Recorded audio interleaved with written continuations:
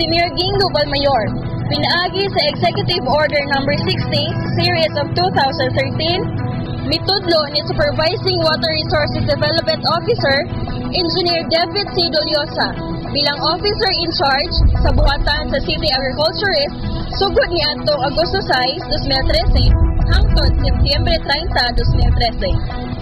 Ang pagtudlo kan Doliosa isip OIC sa nasampit nga buhatan nagumikan sa pagretero sa serbisyo ni Edgar de la Cruz, ang City Agriculturist kaniadto. Si Doliosa nagserbisyo sa gobyerno isip usa ka agricultural technologist sa buhatan sa City Agriculture sa lokal nga gamhanan ni atong tuig 1994. Sa pagpalapad o pagpausbaw sa proyekto sa tubig sa Dakbayan, siya gibalhin sa City Water Works Department bilang Supervising Water Resources Development Officer. Hantod nga siya gikuha pag-usab sa City Agriculturist Office. Si Doliosa nakatapos sa kursong Bachelor in Agricultural Engineering sa Silliman University sa Dumaguete City, Negros Oriental.